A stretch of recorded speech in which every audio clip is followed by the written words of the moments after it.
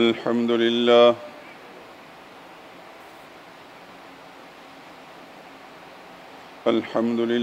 وحده والصلاة والسلام على من لا نبي بعده ولا رسول بعده ولا معصوم بعده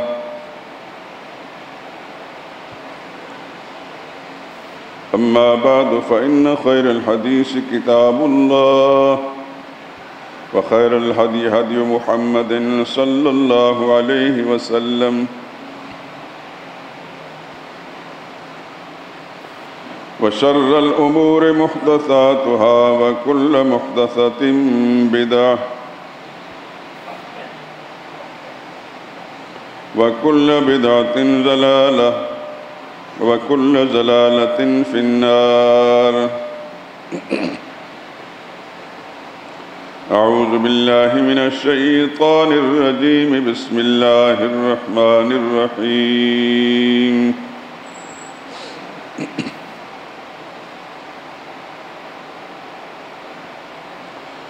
قل إنني هداني ربي إلى صراط مستقيم دينا قيما ملة إبراهيم حنيفا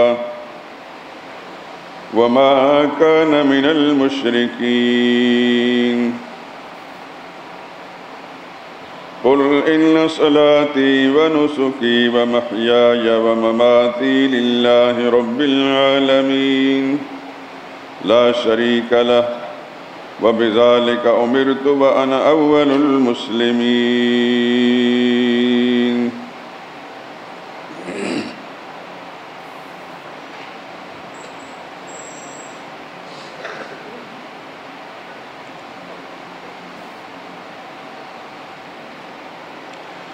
کہہ دیجئے کہ مجھے میرے پروردگار نے سیدھا راستہ دکھا دیا ہے،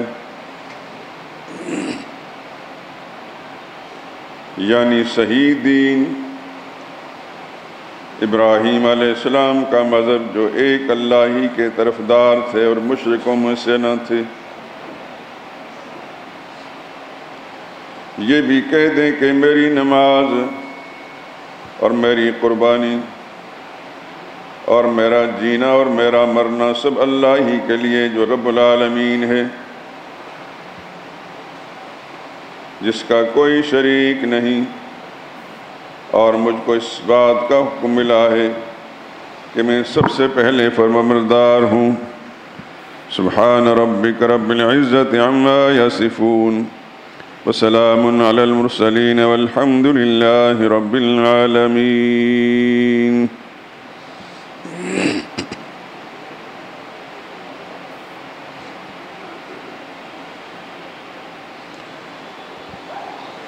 درود پاک پڑھ لیں۔ اللہم صلی علی محمد وعلی آل محمد کما صلیت علی ابراہیم وعلی آل ابراہیم انک حمید مجید۔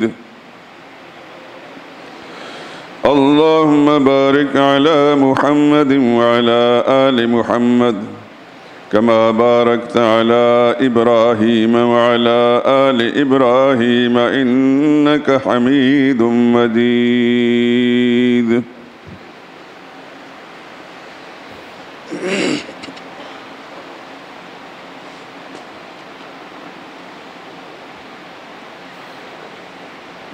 بزرگان محترم، برادران عزیز،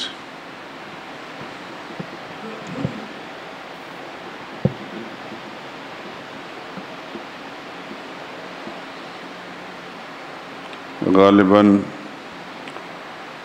گزشتہ جمعے میں بھی یہی آیات کریمہ تلاوت کی گئی تھی،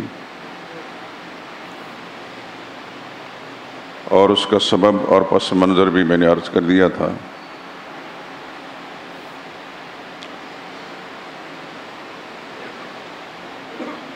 بہت مختصر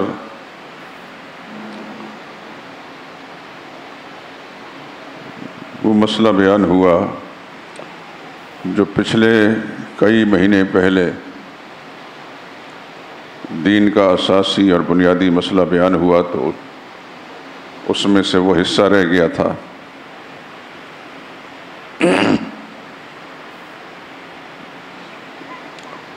درمیان میں کچھ حالات کا تقاضا دوسرے مسائل بیان کرنے کا ہوا اور توجہ اس طرف مبذول ہو گئی۔ اچانک مجھے خیال آیا کہ جو اصل مسئلہ ہے دین کا، جس پر سارا دین قائم ہے، اسلام کی ساری عمارت جس مسئلے پر، جس بنیاد پر، جس ستون پر قائم ہے، وہ مسئلہ، اس کا ایک پہلو ابھی پایہ تکمیل تک نہیں پہنچا،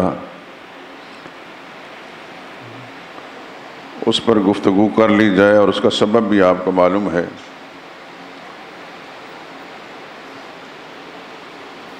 وہ موقع تھا اس پر بات کرنے کا۔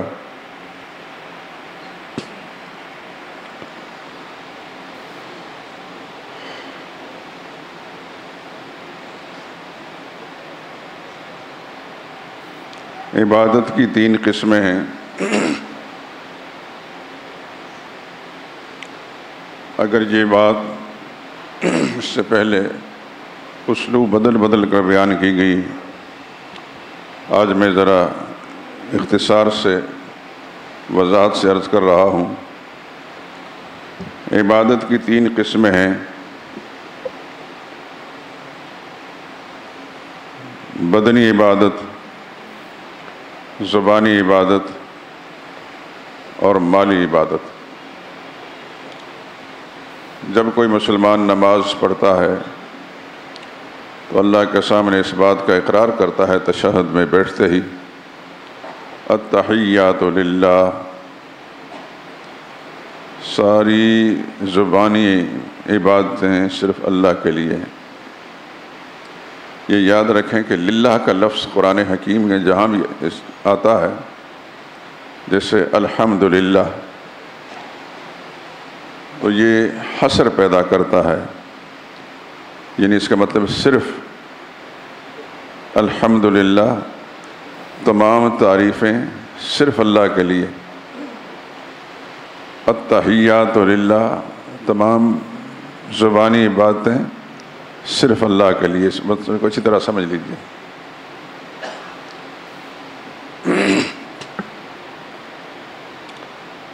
والطیبات والصلوات، تمام بدنی باتیں بھی صرف اللہ کے لیے۔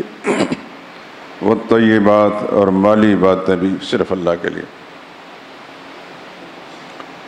یاد ہوگا آپ کو، اور اچھی طرح میں سمجھتا ہوں کہ بعض ساتھیوں نے اس بات کو ذہن نشین کر لیا ہے،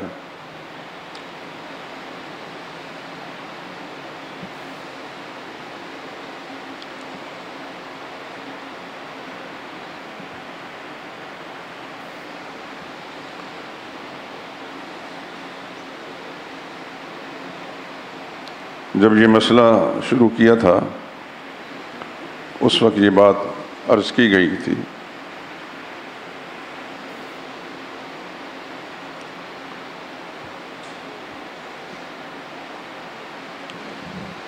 ایک موحد اور پکے مسلمان کی یہ نشانی ہے کہ وہ اللہ تعالیٰ کا حق کسی اور کو نہیں دیتا، اور اگر ذرا بھی اس میں کمزوری پیدا ہو گئی تو پھر دوسری طرف ایک نقصان ہو جائے گا کہ اس کا اسلام سے تعلق نہیں رہے گا۔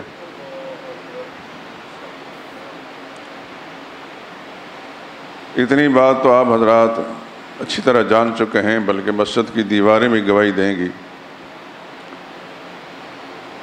کہ تمام انبیاء اکرام علیہ السلام صرف اسی ایک مسئلے کے لیے بھیجے گئے۔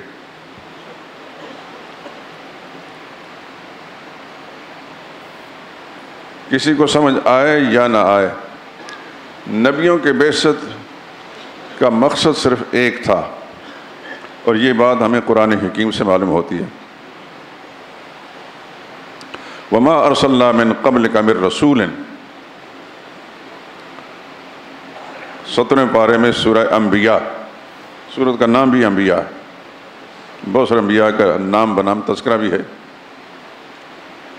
وما ارسلنا من قبلک من رسول الا نوحی الیہ انہ لا الہ الا انا، میرے حبیب آپ سے پہلے جتنے رسول بھیجے گئے،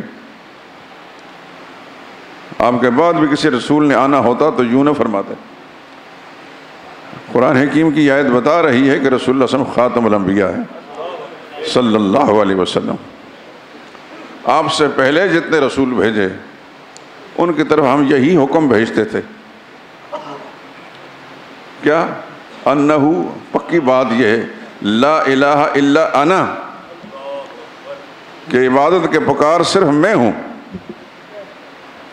ہر نبی کو یہ حکم بھیجا کہ آپ نے یہ اعلان کرنا ہے، آپ کی ڈیوٹی میں ہی شامل ہے، آپ کی بعثت کا مقصد یہ ہے، آپ کی ذمہ داری ہے، اور وہ یہ ہے لا الہ الا انا، کوئی اور الہ نہیں، میں ہی الہ ہوں۔ آپ کو بچپن میں آپ کے اساتذہ نے لا الہ الا اللہ کا معنی جب پڑھایا تھا، آسان لفظوں میں کیا ترجمہ کیا تھا؟ لا الہ الا اللہ، اللہ کے سوا کوئی معبود کا لفظ بولتا ہے تو اس کی ذرا وضاحت کی جائے تو عبادت کے لائق ہوگی، تو میرے سوا کوئی اور عبادت کے لائق نہیں ہے، فاعبدون، لہذا میری ہی عبادت کرو۔ اس سے معلوم ہوا کہ اللہ تعالیٰ نے تمام انبیاء اکرام اس ایک مقصد کے لیے بھیجے، چاہے ہماری کھوپڑی میں یہ بات بیٹھے یا نہ بیٹھے، خدا کرے کہ جلدی سمجھ میں آ جائے تاکہ زندگی بامقصد بن جائے اور خدا کے سامنے میں سرخرو ہو کر جائیں۔ قرآن حکیم کے ایک اور مقام میں اللہ پاک نے یوں فرمایا، وَلَقَدْ بَعَثْنَا فِي كُلِّ أُمَّةٍ رَسُولًا أَنِ اعْبُدُوا اللَّهَ، پکی بات ہے کہ ہم نے ہر امت میں ایک رسول بھیجا، اس کی ڈیوٹی یہ تھی أَنِ اعْبُدُوا اللَّهَ، کہ میری ہی بندگی کرو۔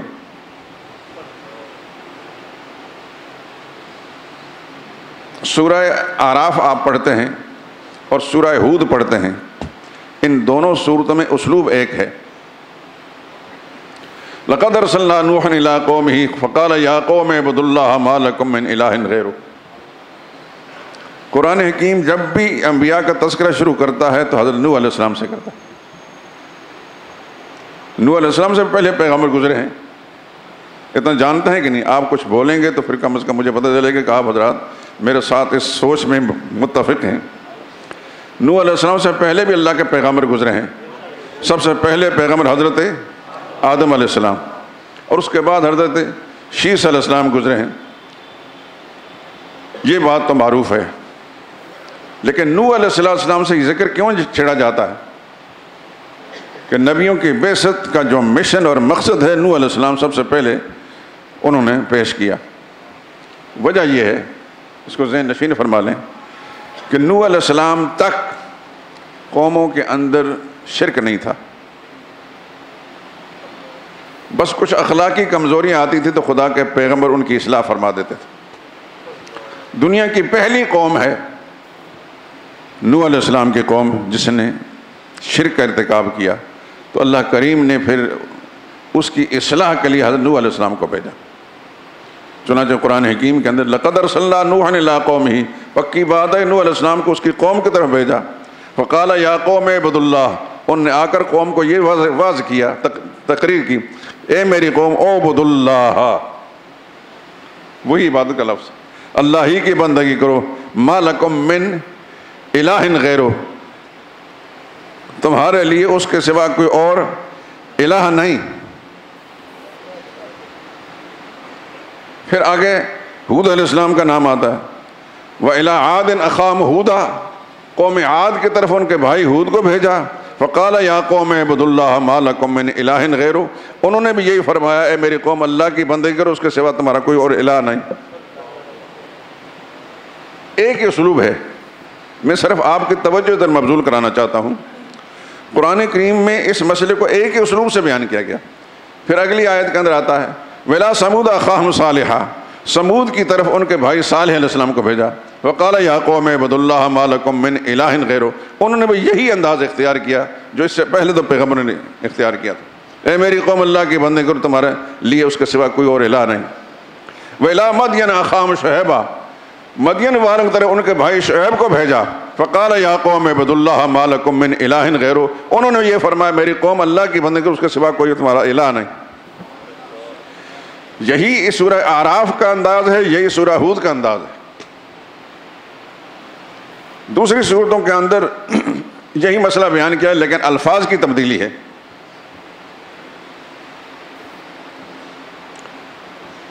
اس گفتگو کا مقصد صرف یہ تھا کہ تمام انبیاء کرام کا مشن یہ ہے،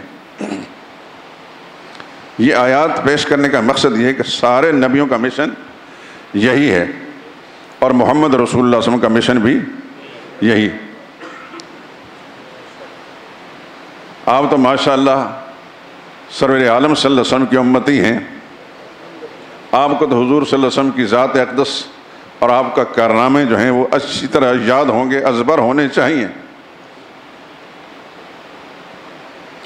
ایک بات عرض کرتا ہوں، اللہ تعالیٰ مجھے بھی عمل کی توفیق دے اور آپ کو بھی۔ جو پڑھے لکھے لوگ ہیں، صاحب مطالعہ ہیں، انہیں چاہیے وہ اپنا مطالعہ اور اپنی تعلیمی صلاحیتیں سرور عالم صلی اللہ علیہ وسلم کی حیات طیبہ، سیرت مقدسہ پڑھنے میں صرف کریں۔ لیکن ایک بات ساتھ یہ بھی کہ کسی مستند راسخ العقیدہ عالم سے پوچھ کر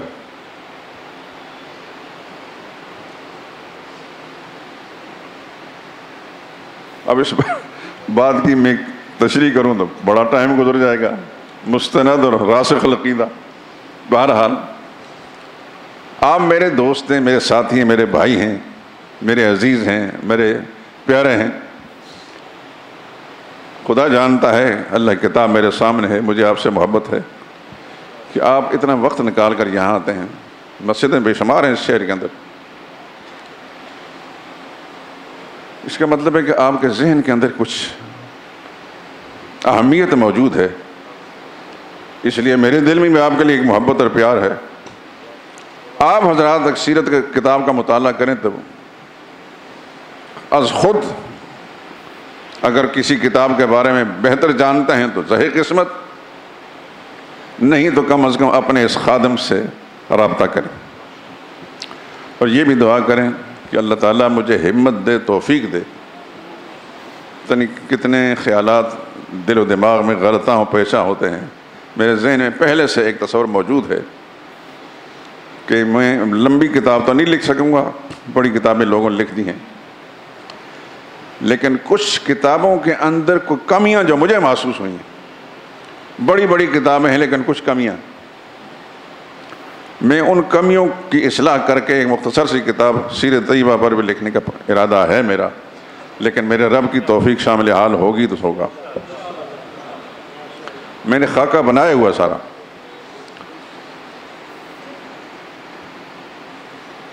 تین چار چیزیں جو ہیں میرے ذہن کے اندر موجود ہے کہ میرے اللہ نے مجھے زندگی کی مہلت دی تو میں یہ ضرور کروں گا۔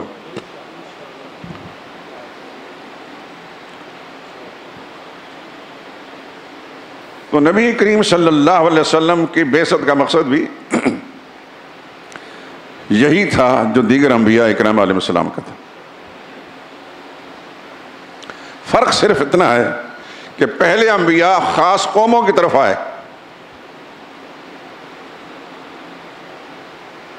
جیسے لقد ارسلنا نوحا الی قومہ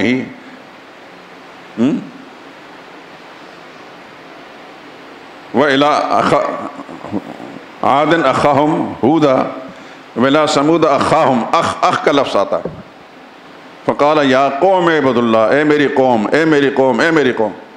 وہ خاص قوموں کی طرف مبعوث ہوئے۔ محمد مصطفیٰ صلی اللہ علیہ وسلم خاص قوم کی طرف، پوری کائنات کے لیے مبعوث ہوئے۔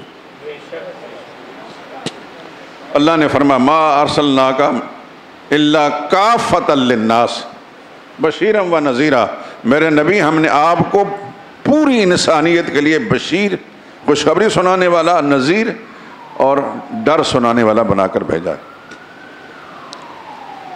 کافۃ للناس، پوری انسان۔ اسی سورہ مبارکہ میں پیچھے گزرا ہے، اس اگلی صورت میں قل یا ایھا الناس انی رسول اللہ الیکم جمیعا، دنیا بھر کے انسانوں میں اللہ کا رسول ہوں، اللہ کا بھیجا ہوا، الیکم تمہارے، جمیعا تم سب کی طرف، مشرق سے مغرب، شمال سے جنوب، پوری کائنات انسانی کے لیے محمد مصطفیٰ صلی اللہ علیہ وسلم مبعوث فرمائے گئے۔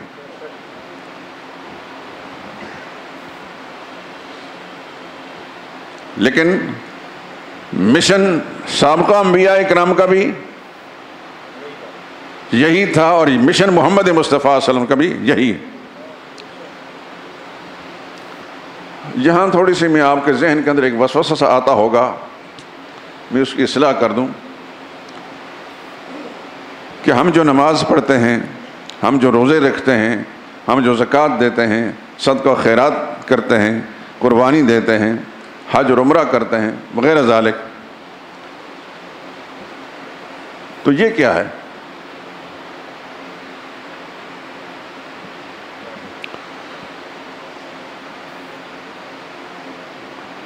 اصل مشن، اصل مقصد توحید ہے۔ یہ چیزیں نماز، روزہ، حج، یہ وہ امور ہیں جس سے انسان کی اصلاح مقصود ہے۔ کافی عرصہ پہلے ایک چارٹ ہم نے شائع کیا تھا، ہمارے پروفیسر صاحب اللہ تعالیٰ ان کو صحت سلامتی لمبی زندگی دے، اللہ نے ان کو سلیقہ دیا ہے اور نقشہ بنانے کا، وہ چھاپا تھا رنگوں کی مدد سے، وہ ختم ہو چکا ہے، اب دوبارہ اس کو ہم چھاپ رہے ہیں انشاءاللہ العزیز۔ اس سے آپ کو یہ پتہ چلے گا انشاءاللہ کہ انبیاء کی بعثت کا، خصوصاً محمد مصطفیٰ صلی اللہ علیہ وسلم کی بعثت کا مقصد کیا ہے، اور جو قرآن کریم ہے، اس قرآن کریم کے مضامین کی تقسیم کیسے ہے۔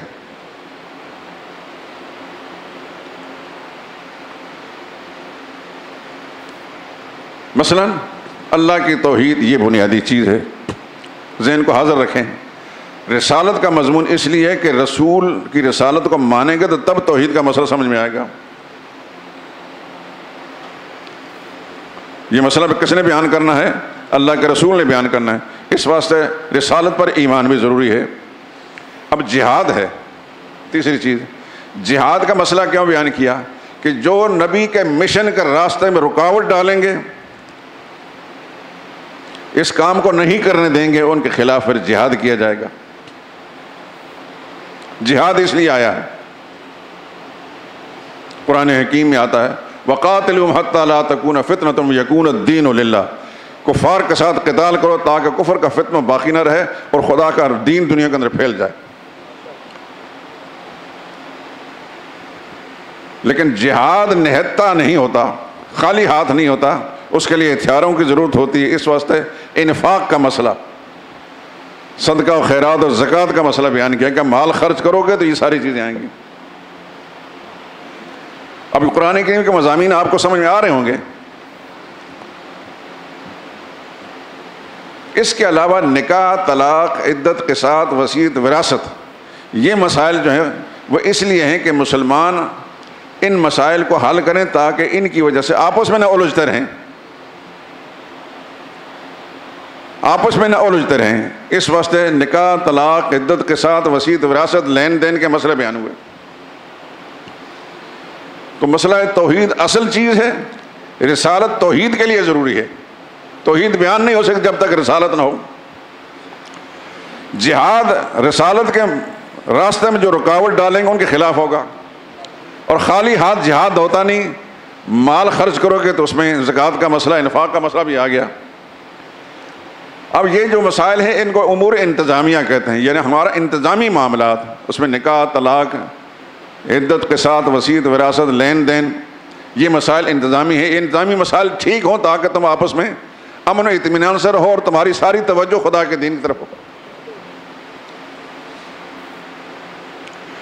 اور نماز، روزہ، حج، یہ امور مصلحہ ہیں، اس سے اصلاح ہوگی،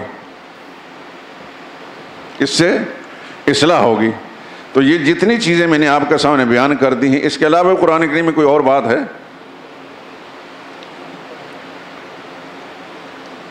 یہ ترتیب ہے۔ اصل مقصد توحید ہے، توحید کو چلانے کے لیے، قائم کرنے کے لیے رسالت کا مسئلہ، رسالت کے راستے میں رکاوٹ، اس کے لیے مسئلہ جہاد ہے۔ جہاد خالی ہاتھ ہوتا نہیں، اس کے لیے مسئلہ انفاق ہے، یعنی مال خرچ کرو۔ یہ چار چیزیں تو بنیادی ہوئیں۔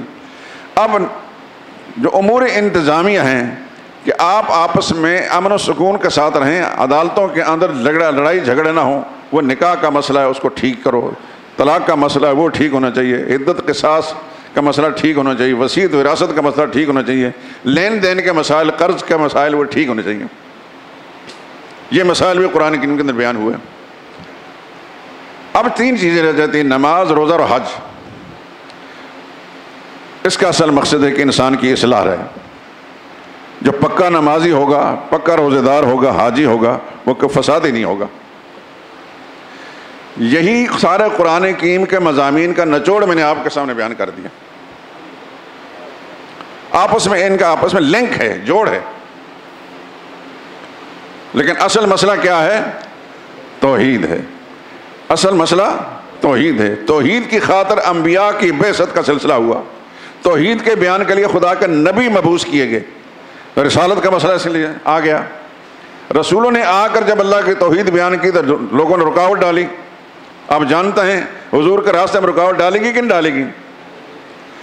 مکہ شہر میں نہیں رہنا دیا گیا، رسول اللہ کو ہجرت کرنی پڑی۔ مدینہ طیبہ پہنچے، دوسرے سال ابو جہل اپنی پارٹی لے کر رسول اللہ صلی اللہ علیہ وسلم کے خلاف وہاں پہنچ گیا، بدر کے میدان میں۔ تو پھر رسول اللہ نے اور مسلمانوں نے جہاد کیا کہ نہیں کیا؟ جہاد کا مسئلہ سمجھ میں آ رہا ہے کہ نہیں؟ مسلمان فسادی نہیں ہوتا، یہ یاد رکھیں۔ یہود و نصارہ اور ان کے ایجنٹ دنیا میں جہاں کہیں بھی ہیں، وہ مسلمان کو دہشت گرد کہتے ہیں۔ مسلمان دہشت گرد نہیں ہوتا، مسلمان خدا کے دین کے لیے جد و جہد اور محنت کرتا ہے، اصلاح کے لیے محنت کرتا ہے۔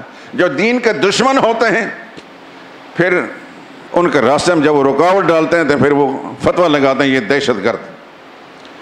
جب تک امریکہ کو ضرورت تھی روس کے خلاف افغانستان میں، تو یہ سارے مجاہد تھے، یاد ہے آپ کو کہ نہیں؟ جب وہ سلسلہ ختم ہوا، روس ٹوٹ گیا، اب وہ سارے دہشت گرد بن گئے۔ ہمارے ملک کے اندر جو حکمران طبقہ بھی آیا ہے، اس کے دماغ کے اندر بھی وہی سوچ ہے جو امریکہ والوں کی ہے، اس کی زبان بھی وہی ہے جو امریکہ والوں کی ہے، اسی دماغ سے سوچتے ہیں، اسی زبان سے بولتے ہیں۔ یہ ہماری بدقسمتی ہے۔ ہمارے اعمال ٹھیک ہوں گے، خدا کے ساتھ ہمارا اور خدا کے رسول کے ساتھ رشتہ ٹھیک ہو تو شاید اللہ تعالیٰ ہمیں بہتر حکمران دیں گے، مجھے امید ہے اللہ کے رحمت سے۔ لیکن یوں خدا کی عداوت پر، خدا کی بغاوت پر کمر بستہ رہے تو پتہ نہیں ان سے بھی برے آ جائیں۔ کتنی ڈھٹائی کے ساتھ، کتنی بے شرمی کے ساتھ پکے مسلمانوں کو دہشت گرد کہتے ہیں، جو مال نہیں مانگتے، پیسہ نہیں مانگتے، وہ کہتے ہیں خدا کا دین غالب آ جائے۔ یہی انبیاء کا مشن تھا، یہی محمد رسول اللہ کا مشن تھا۔ لیکن چونکہ ہمارا قرآن سے تعلق نہیں، رسول اللہ صلی اللہ علیہ وسلم کی حیات سیرت طیبہ کے ساتھ ہمارا مطالعہ نہیں، اس واسطے جو نبی کا کام کرتے ہیں ہم اس کو دہشت گرد سمجھتے ہیں۔ یا وہ انتہا پسند ہوں گے، یا پھر قواریت پھیلانے والے ہوں گے، یا وہ دہشت گرد ہوں گے۔ ہم نے تو اپنی شعوری زندگی کے اندر اس ملک کے جو مقتدر طبقہ ہے اس کی زبان اسی طرح بولتے دیکھی۔ یہاں کا جو میڈیا ہے وہی کچھ لکھتا ہے جو وہاں سے ان کو ہدایات ملتی ہیں۔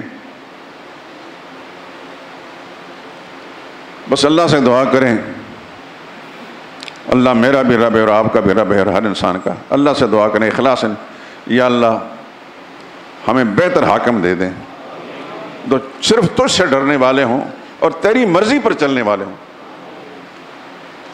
یا اللہ ہمیں بھی تو اپنی مرضی پر چلا، خواہشات نفس پر نہیں۔ یا اللہ ہماری سوچ فکر، ہمارے اعمال یا اللہ تیری مرضی کے مطابق ہوں، باقی کوئی کیا کہتا ہے اس کی پرواہ نہ کریں۔ محمد رسول اللہ صلی اللہ علیہ وسلم کو مکی زندگی میں کیا کہا؟ کذاب کہا، ساحر جادوگر کہا، مجنون دیوانہ اور پاگل کہا۔ قرآن حکیم کا اندر موجود ہے، قرآن حکیم کا اندر موجود ہے۔ یہ فتوے لگائے رسول اللہ صلی اللہ علیہ وسلم پر ان لوگوں نے جو کل پلکیں بچھاتے تھے۔ 40 سال تک جو رسول اللہ صلی اللہ علیہ وسلم پورے ان کے آنکھوں کے طرح تھے، لیکن جب اللہ کا پیغام، اللہ کی توحید سنانے شروع کیا تو کہنے لگے ھذا ساحر کذاب، یہ جھوٹا بھی ہے اور جادوگر ہے۔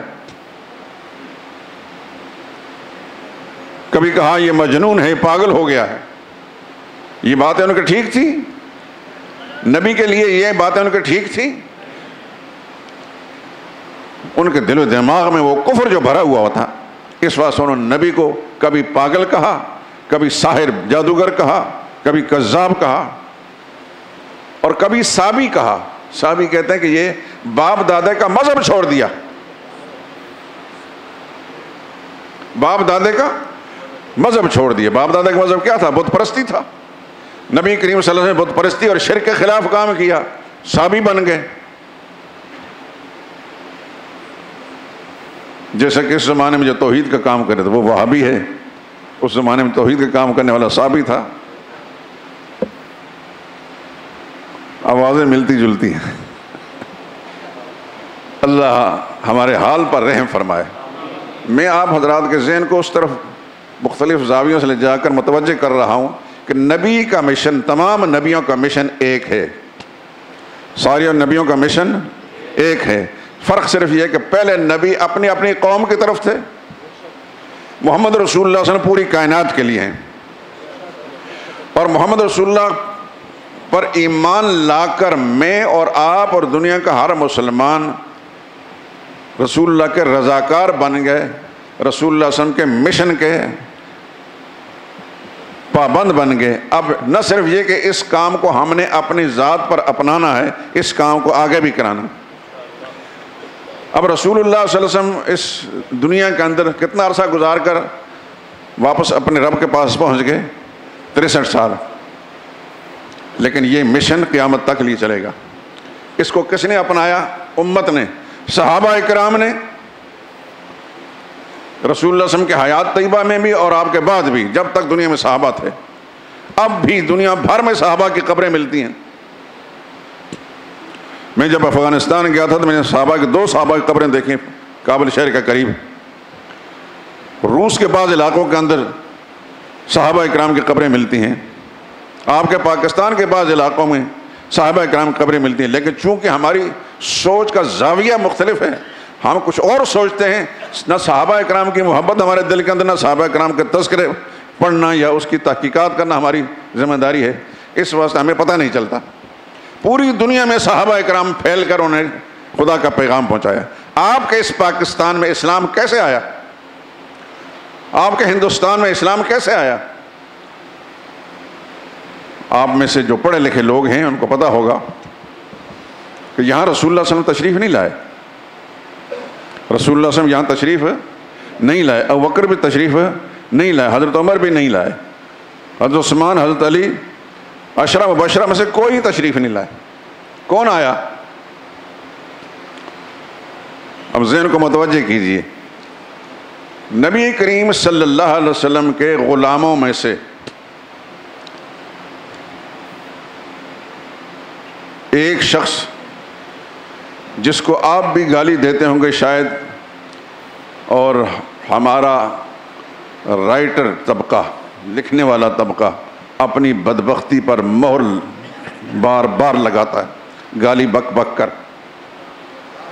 حجاج بن یوسف، سنا ہے نام؟ آپ جو قرآن کریم پڑھتے ہیں اس پر جو زیر زبریں ہیں، پوری دنیا کے مسلمان قرآن پڑھتے ہیں، یہ کارنامہ حجاج بن یوسف کا ہے۔ یہ زیر زبریں ابو بکر صدیق نے نہیں لگائی تھیں، کسی ایک صحابی نے نہیں لگائی تھیں، یہ زیر زبریں محمد رسول اللہ صلی اللہ علیہ وسلم نے نہیں لگائی تھیں، لیکن اللہ نے اس کے دل میں بات ڈالی کہ آنے والے زمانوں کے اندر عربیت لوگوں کے اندر کم ہوتی چلی جائے گی، اور مسلمان قرآن کو غلط پڑھیں گے، اس واسطے اس نے پوری کوشش کر کے قرآن کریم کے اندر حرکات سکنات لگائے۔ یہ اتنا بڑا کارنامہ ہے کہ رہتی دنیا تک یاد رکھا جائے گا۔ 2 گالیاں حجاج بن یوسف کو۔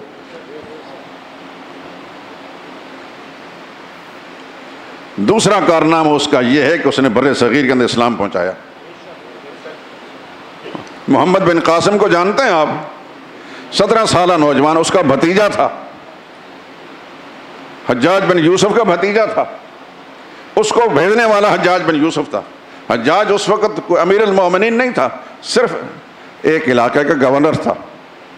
جب اس کو پتہ چلا کہ ہندوستان میں کچھ مسلمان عورتوں کے ساتھ ہندوؤں نے ناروا سلوک کیا ہے، سفر کرنے والی عورتوں کا مال لوٹ لیا گیا اور کچھ عورتوں کو بھی اغوا کر لیا، اس وقت ہندوستان کا جو راجہ تھا، آپ حضرات پڑھے لکھے ہیں، پتہ تو میں صرف بات کرتا ہوں، آپ کا ذہن اس طرح متوجہ ہو گیا ہوگا۔ اس نے حجاج بن یوسف نے کہا کہ یہ جتنی مسلمان عورتیں اغوا ہوئی ہیں ان کو سلامتی کے ساتھ واپس بھیجا جائے عرب ممالک کے اندر، اور ان کا جو مال لوٹا ہے وہ واپس کیا جائے۔ وہ راجہ بڑا بد دماغ تھا، اور اقتدار کی کرسی پر بالعموم جو بیٹھتا ہے وہ بد دماغ ہوتا ہے، الا ماشاء اللہ۔ حجاج بن یوسف نے پھر اپنا بھتیجا بھیجا، کون؟ محمد بن قاسم رحمۃ اللہ تعالی علیہ، نوجوان، اور اس کے سرکردی کے اندر فوج کا ایک دستہ بھیجا جو 12,000 سے زیادہ غالباً نہیں تھی یا اس سے کم بیش۔ اس نے آ کر پھر تفصیل میں نہیں جانا چاہتا، اس راجہ کا دماغ ٹھیک کیا، اس کا کھانا خراب کیا، اور ان مسلمان عورتوں کو ان سے آزاد کرا کے واپس بھیجا۔ اور پھر آنے کا مقصد تو یہ تھا، لیکن ضمناً پھر انہوں نے حجاج بن یوسف ملتان تک آیا، محمد بن قاسم ملتان تک آیا تھا، اسلام کا پیغام یہاں چھوڑ کر گئے، اسلام کا یہاں پیغام چھوڑ کر گئے، اور وہی اسلام جو انہوں نے پیش کیا تھا، آج میں اور آپ اس جگہ مسجد بنا کر بیٹھے ہیں، اسی پیغام کا مذاکرہ کر رہے ہیں، اور پاکستان کے چپے چپے پر، افغانستان کے اندر بھی، ہندوستان کے اندر بھی، بنگلہ دیش کے اندر بھی، چائنا کے اندر بھی، روس تک، ہر جگہ کے اندر مسلمان پھیلے ہوئے ہیں۔ اس پیغام کو لانے والا، بھیجنے والا حجاج بن یوسف تھا، لانے والا محمد بن قاسم تھا۔ یہ 2 کام حجاج بن یوسف کے ایسے ہیں جو پوری دنیا کے اندر اس کی نظیر بھی پیش کر سکتا، ایک اس بر صغیر میں اسلام کو پہنچانا، اور دوسرا قرآن حکیم کے اندر زیر زبر لگانا۔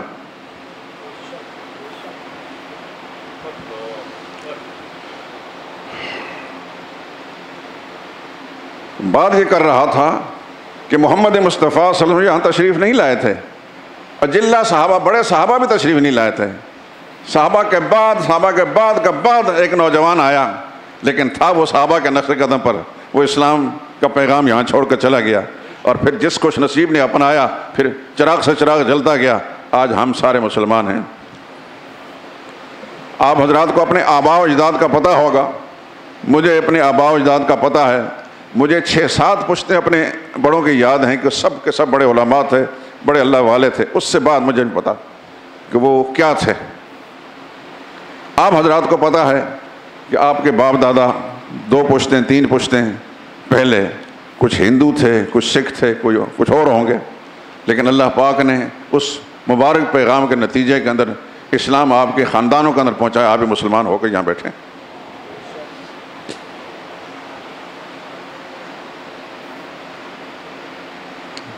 لیکن مشن وہی ہے انبیاء اکرام علیہ السلام کا، وہی محمد مصطفیٰ صلی اللہ علیہ وسلم کا مشن ہے، پوری دنیا میں پہنچنا ہے۔ وما ارسلناک الا کافۃ للناس بشیرا و نذیرا، پوری دنیا کے لیے بشیر و نذیر بنا کر بھیجا۔ انی رسول اللہ الیکم جمیعا، لوگوں میں تم سب کی طرف اللہ کا رسول ہوں، اللہ کا پیغام لے کر آیا ہوں۔ اس پیغام کو پھر میں نے اور آپ نے اور ہر مسلمان نے سمجھنا ہے، اور اس کے بعد پھر پہنچانا ہے۔ آپ کا کام صرف یہ نہیں کہ کاروبار کر لیا، صرف یہ نہیں کہ دفتری زندگی گزار لی، آپ کا کام یہ بھی ہے کہ اپنے ساتھی دوست جو آپ کے ساتھ بیٹھا ہے یا آپ کا نوکر ملازم ہے، اس تک بھی یہ پیغام پہنچانا ہے۔ اپنے رشتہ داروں تک پہنچانا ہے، اپنے محلے داروں تک پہنچانا ہے، اپنے دوستوں یاروں تک پہنچانا ہے۔ اسی طرح صحابہ اکرام نے کام کیا۔ آپ کو پتہ ہے سیدنا عثمان رضی اللہ تعالیٰ جو رسول اللہ کے دور داماد تھے، ان کے مسلمان ہونے کی داستان آپ کے علم میں ہوگی یقیناً۔ میں تھوڑا سا اشارہ دیتا ہوں۔ یہ رسول اللہ صلی اللہ علیہ وسلم کے پھوپھی زاد بہن کے بیٹے تھے، کاروباری تھے، بڑے حسین و خوبصورت جوان تھے، بڑے بااخلاق انسان تھے، لیکن مسلمان نہیں تھے۔ ابوبکر صدیق جب مسلمان ہوئے ہیں، اور آپ جانتے ہیں کہ سب سے پہلے مسلمان ابوبکر صدیق ہیں رضی اللہ تعالیٰ عنہ۔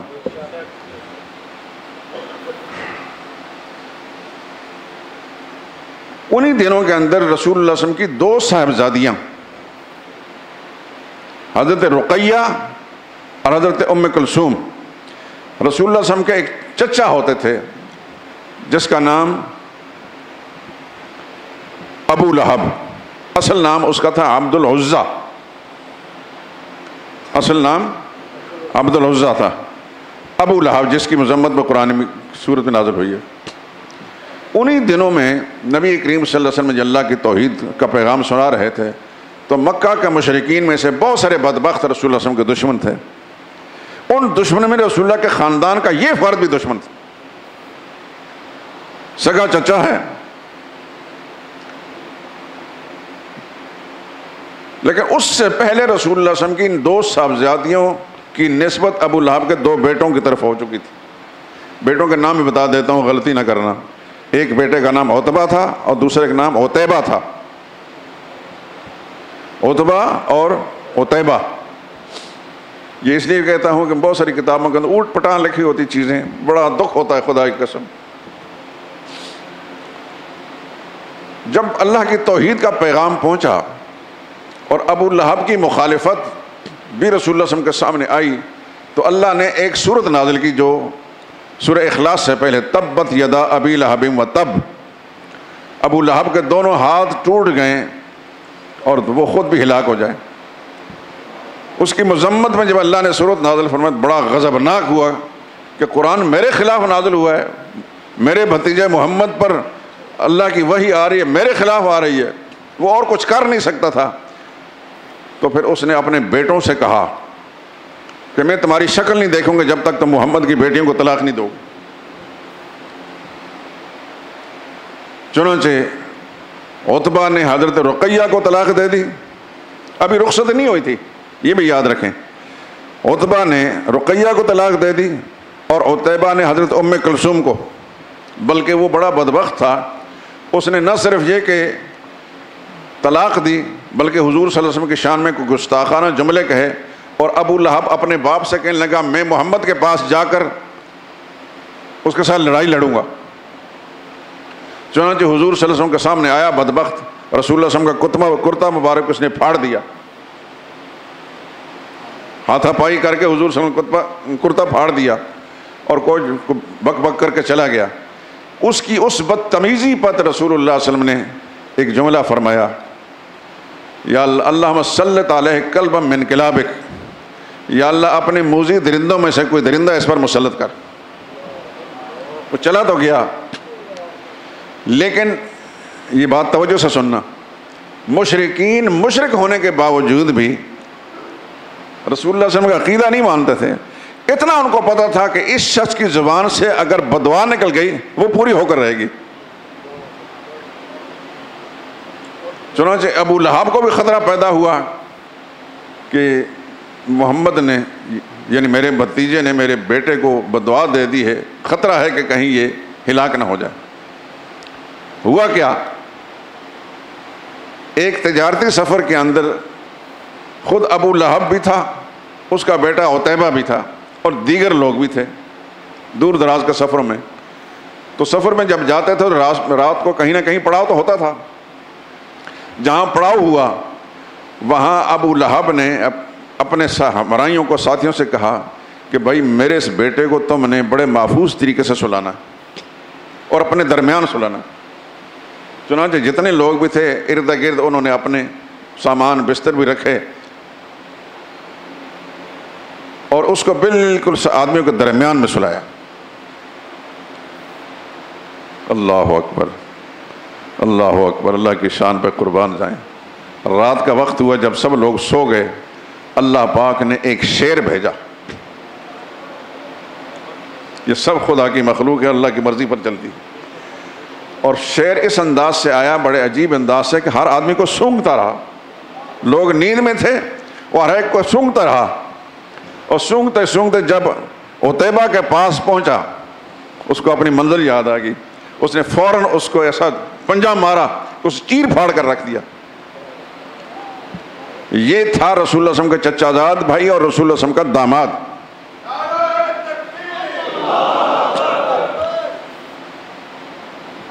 تو محمد مصطفیٰ صلی اللہ علیہ وسلم کے ساتھ جو کچھ بھی مشرکین نے کیا، حضور کا قصور کیا تھا، غلطی کیا تھی ان کے نزدیک؟ کہ ان کے باپ دادے کے عقیدے کے خلاف بات کرتے تھے، اور وہ کیا تھا؟ باپ دادے کا عقیدہ مشرکانہ تھا، بت پرستی تھے۔ محمد مصطفیٰ صلی اللہ علیہ وسلم اللہ کی توحید کا پیغام سناتے تھے۔ اس واسطے سارے مشرکین مکہ، جس میں ابو جہل کی پارٹی بھی تھی، اور خاندان کا یہ بدبخت آدمی جس کو ابو لہب کہتے ہیں یہ بھی تھا، خاندان میں یہ واحد آدمی تھا جس نے اس طرح بدتمیزی کی ہے اس کے بیٹے نے، باقی اور کسی نے نہیں کی۔ البتہ حضور صلی اللہ علیہ وسلم کے ایک تایات ہے، ان کا نام حارث تھا۔ آپ کو یاد ہوگا کہ میں نے کچھ عرصہ پہلے رسول اللہ صلی اللہ علیہ وسلم کے خاندان کا کچھ تعارف کرایا تھا۔ سارے بھائیوں میں سے سب سے بڑے بھائی کا نام حارث تھا، حارث بن عبد المطلب۔ یہ تایات ہے، یہ رسول اللہ کی ولادت سے، پیدائش سے بھی پہلے فوت ہو گئے تھے۔ ان کے ایک بیٹے تھے، اس کا نام تھا مغیرہ، اور ابو سفیان کے نام سے مشہور تھے۔ رسول اللہ صلی اللہ علیہ وسلم کے وہ تایا زاد بھائی تھے، حضور صلی اللہ علیہ وسلم سے شاید عمر میں بھی کچھ زیادہ ہوں یا برابر ہوں۔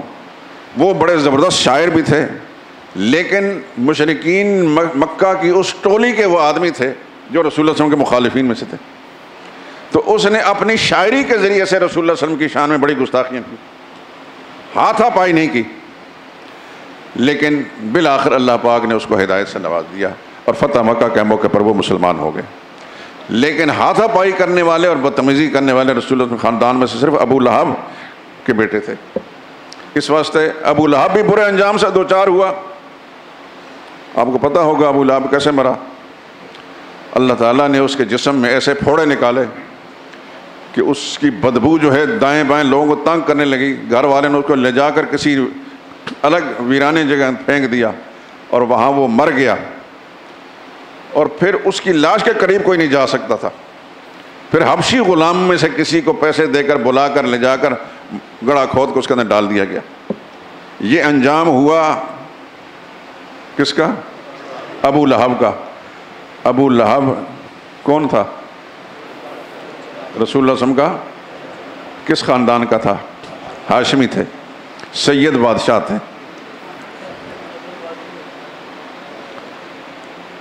ہاشمی کو لوگ سید کہتے ہیں نا ہمارے ملک کے اندر۔ سید ویسے قوم کوئی بھی نہیں، لیکن احتراماً لوگ سید کہہ دیتے ہیں، ٹھیک ہے، لیکن اللہ کے نزدیک سید غیر سید کی کوئی قیمت نہیں۔ اللہ کے نزدیک قیمت ہے اس ایمان کی جو محمد مصطفیٰ صلی اللہ علیہ وسلم پیش کرتے تھے۔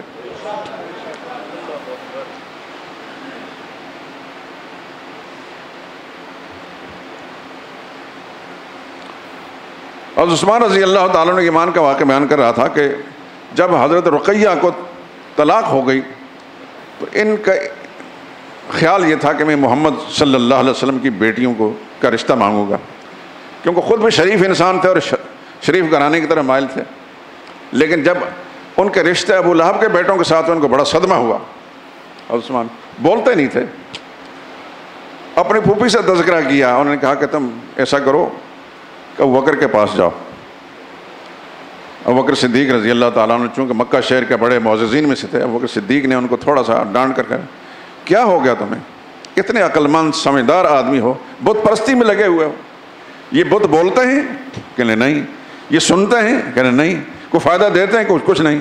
تو پھر کلمہ کیوں نہیں پڑھتے تم؟ بس اتنی بات کہنا اشہد ان لا الہ الا اللہ و اشہد ان محمد رسول اللہ، رسول اللہ صلی اللہ علیہ وسلم کی خدمت میں حاضر ہوئے، مسلمان ہو گئے۔ اس اثناء کے اندر ان کو طلاق بھی ہو گئی تھی، تو سرور عالم صلی اللہ علیہ وسلم نے اپنی بڑی صاحبزادی حضرت رقیہ رضی اللہ تعالی عنہ کا نکاح حضرت عثمان کے ساتھ کر دیا۔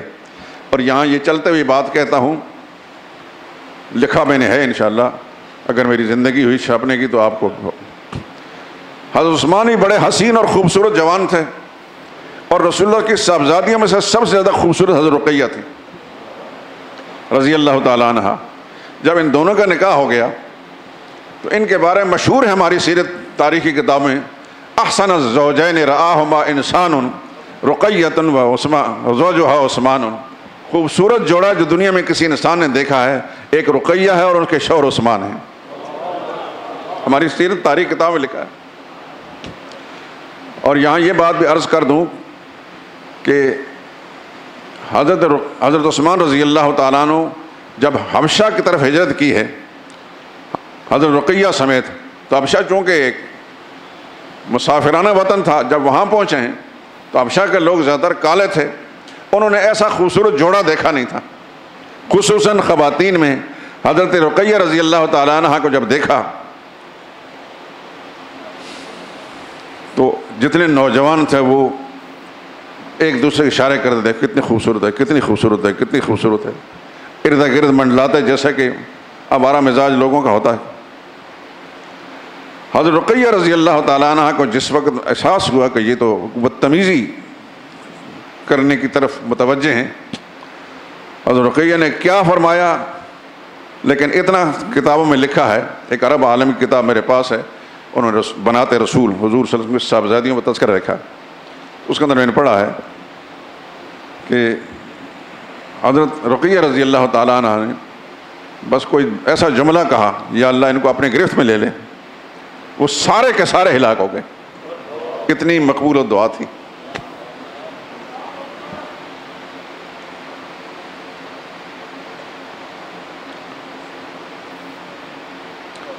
سچی بات یہ ہے، وقت تھوڑا ہوتا ہے، دماغ میں باتیں بہت ساری ہوتی ہیں، صحابہ کرام کا تذکرہ کرتے وقت نے ایک سچی ایسی ایمانی مسرت ہوتی ہے، اتنی خوشی ہوتی ہے۔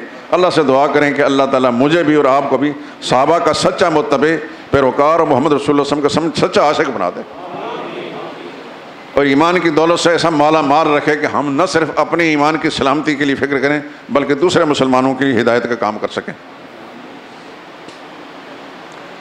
بات تو چلی تھی کہ اللہ تعالیٰ کی توحید کا مسئلہ جو ہے یہ بنیادی اساسی مسئلہ ہے، اور اس میں سے 3 باتیں میں پہلے بیان کر چکا تھا۔ چوتھی بات کہ اللہ تعالیٰ کے حقوق کا مسئلہ وہ نہیں بیان ہوا تھا، پچھلے جمعے میں تھوڑا سا میں نے اس پر اشارہ دیا، آج پھر اس کی طرف توجہ۔ اللہ کی ذات میں بھی اس کا کوئی شریک نہیں، آپ کے ذہن کو تازہ کرنے کے لیے، اللہ کی ذات میں بھی کوئی شریک نہیں، اس کی صفات میں بھی کوئی شریک نہیں، اس کے اختیارات میں بھی کوئی شریک نہیں۔ چوتھی بات رہ جاتی ہے اللہ کے حقوق میں بھی کوئی شریک نہیں۔ 3 باتیں پہلے بیان کر چکا ہوں میں، اللہ کرے کہ ذہن میں موجود ہوں۔ اللہ کا حق کیا کیا ہے؟ دیکھیں نا، آپ بھی اس دنیا میں اللہ تعالیٰ نے آپ کو بھیجا ہے تو ہر انسان سمجھتا ہے کہ فلاں میرا حق ہے، فلاں میرا حق ہے، میرا حق ہے، میرا حق، اور اپنا حق کوئی شخص بھی دوسرے کو دینے کے لیے تیار نہیں ہوتا۔ کیا ہوتا ہے؟ جو مخصوص حق ہے وہ انسان کسی کو دینے کے لیے تیار نہیں ہوتا۔ یہ اللہ کے حقوق ہیں، جتنی عبادات ہیں یہ اللہ کے حقوق ہیں۔ مثلا زبانی عبادت، سبحان اللہ، توجہ، الحمدللہ، لا الہ الا اللہ، اللہ اکبر، لا حول ولا قوت الا باللہ۔ دعا، اللہم اغفر لی ولوالدی، یہ دعا کے جتنے بھی اقسام ہیں دعاؤں کے، یہ سب کے سب زبانی عبادتیں ہیں۔ سبحان اللہ تسبیح زبانی عبادت، الحمدللہ تحمید زبانی عبادت، لا الہ الا اللہ تحلیل زبانی عبادت، اللہ اکبر تکبیر زبانی عبادت، اسی طریقے سے دعا زبانی عبادت۔ استغفار زبانی عبادت، یہ زبانی باتیں ساری کی ساری. جب آپ کہتے ہیں التحیات للہ، تمام زبانی باتیں صرف اللہ کے لیے، تب یہ ساری کی ساری صرف اللہ کے لیے بجا لائیں گے. اللہ کے سوا کسی اور کا نام نہیں پوجا جائے گا، کسی اور کے نام کے وظیفے نہیں پڑھے جائیں گے. کس کے وظیفے پڑھے جائیں گے؟ صرف اللہ کے نام کے پڑھے جائیں گے. اللہ اکبر، لا الہ الا اللہ، سبحان اللہ، الحمدللہ، استغفر اللہ. یہ ساری کی ساری زبانی باتیں، جہاں زبان استعمال ہوتی ہے زبانی باتیں ہیں. دوسری قسم عبادت کی بدنی عبادت، جہاں بدن استعمال ہوتا ہے. مثلا رکوع بدنی عبادت ہے، سجدہ بدنی عبادت ہے، طواف بدنی عبادت ہے، اعتکاف بدنی عبادت ہے، روزہ بدنی عبادت ہے. یہاں بدن استعمال ہو رہا ہے. حج ساری کی ساری بدنی عبادت ہے. کبھی طواف کر رہے ہیں، کبھی سعی کر رہے ہیں، کبھی منا جا رہے ہیں، کبھی عرفات جا رہے ہیں، واپس مزدلفہ آ رہے ہیں، پھر منا جا رہے ہیں، پھر مکہ آ رہے ہیں، پھر واپس جا رہے ہیں. سارا بدن استعمال ہو رہا ہے. تو آپ جس وقت کہتے ہیں التحیات للہ، تو اس کا معنی ہے کہ آپ یہ اقرار کر رہے ہیں یا اللہ میری زبان سے متعلق جتنی باتیں ہیں اللہ تیری ذات کے لیے مخصوص. پھر کہتے ہیں والصلوات، اس میں اقرار کرتے ہیں یا اللہ میرے بدن سے متعلق جتنی باتیں ہیں اس میں رکوع ہے، سجدہ ہے، طواف ہے، اعتکاف ہے،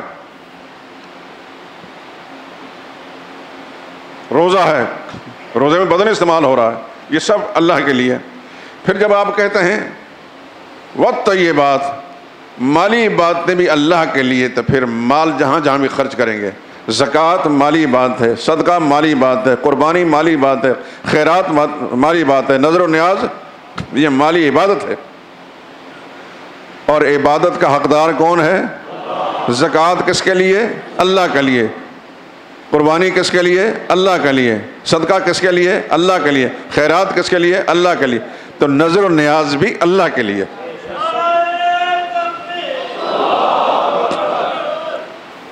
یہ اللہ کے حقوق ہیں. آپ کا جو مخصوص حق ہے، تھوڑی توجہ میری طرف فرمائیں، بات میں ختم کرنے لگا ہوں. آپ اپنا مخصوص حق کسی اور کو دینے کے لیے تیار ہیں؟ اس کی ایک مثال دیتا ہوں.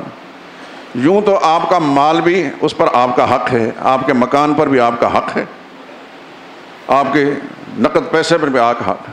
لیکن آپ کا ایک حق ہے آپ کی بیوی، آپ کی بیوی، اس پر بھی آپ کا حق ہے. آپ مال تو شاید کسی کو دے دیں، مکان بھی کسی کو دے دیں، پیسہ بھی کسی کو دے دیں، لیکن بیوی والا جو حق کسی اور کو دینے کے لیے کوئی غیرت مند انسان تیار نہیں ہوتا. اسی طرح عبادات کا معاملہ ہو، اللہ کے حقوق ہیں، اللہ تعالیٰ کبھی کسی اور کے لیے دینے کے لیے تیار نہیں ہیں. آپ کسی پیغمبر کو بھی نہیں دے سکتے. پیغمبر اللہ کے محبوب ہیں، لیکن آپ نبی کو سجدہ نہیں کر سکتے. قرآن حکیم میں لا تسجدوا للشمس ولا للقمر، سورج کو بھی سجدہ نہیں کر سکتے، چاند کو بھی نہیں کر سکتے. واسجدوا للہ الذی خلقہن، اللہ ہی کو سجدہ کرو جس اللہ نے ان کو بنایا ہے.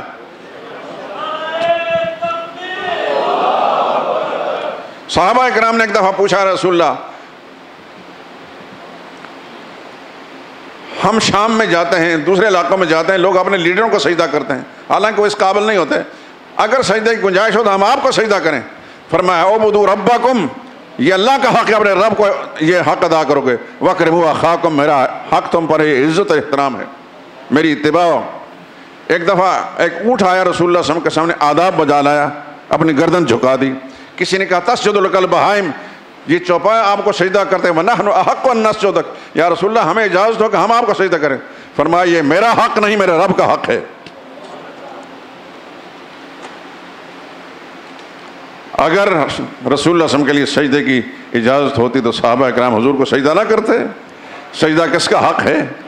اسی طریقے سے مالی حقوق بھی اللہ کے لیے، بدنی باتیں بھی اللہ کے لیے، زبانی باتیں بھی اللہ کے لیے، اور حقوق سے تعلق جتنی چیزیں بھی ہیں سب اللہ کے لیے. بات سمجھ میں آ رہی کہ نہیں آ رہی؟ اب عرس شریف پر آپ دیگیں لے کر جاتے ہیں دل میں یہ خیال ہے کہ حضرت علی حجویری خوش ہو جائیں گے، ہمارے کام ہو جائیں گے. نہیں بھائی، آپ کو کس نے بنایا؟ آپ کے وجود کے اندر صحت کس نے دی؟ آپ کا جو مال ہے وہ کس نے دیا ہے؟ تو آپ بھی اللہ کے، جس زمین پر چل رہے ہیں وہ بھی اللہ کے، آپ کے پاس زندگی ہے وہ اللہ کی، آپ کے پاس جب مال ہے وہ اللہ کا، تو پھر اللہ کی چیز اللہ ہی کو دیں. ان کے لیے آپ دعائیں مانگ سکتے ہیں، بلندی درجات کی دعائیں مانگ سکتے ہیں، ان کے لیے آپ صدقہ خیرات کر سکتے ہیں، ان کے نام کی نیازیں نہیں دے سکتے. نیاز کس کی ہوگی؟ النذر عبادت لا یجوز لغیر اللہ. کتاب نہیں لائے تھے؟ میں نے چاہا تھا کہ آج میں علامہ شامی کی فتاوی شامی سے ایک عبارت پیش کروں، لیکن ہمارے یہ بزرگ جو ہیں کتاب نہیں لائے. تو خیر زندگی ہوئی تو پھر کسی موقع پر بڑی تفصیل کے ساتھ انہوں نے لکھا النذر عبادت لا یجوز لغیر اللہ. نظر اور نیاز عبادت ہے اور اللہ کے سوا کسی اور کے لیے جائز نہیں. تو خلاصہ گفتگو کیا نکلا کہ عبادت کی ساری قسمیں کس کے لیے ہیں؟ اللہ کے لیے. اللہ اپنی ذات میں بھی واحد لا شریک، اپنے صفات میں بھی واحد لا شریک، اپنے اختیارات میں بھی واحد لا شریک، اور اپنے حقوق کے اندر بھی واحد لا شریک. اور عبادت کی ساری قسمیں اللہ کا حق ہے، اللہ کا حق اللہ ہی کو دیا جائے گا، اللہ کے سوا کسی اور کو نہیں. وآخر دعوانا الحمدللہ رب العالمین. بچہ پیدائش کے بعد گھنٹہ بھر زندہ رہ کر فوت ہو جائے تو کیا اس کا جنازہ پڑھا جائے گا؟ بالکل پڑھا جائے گا.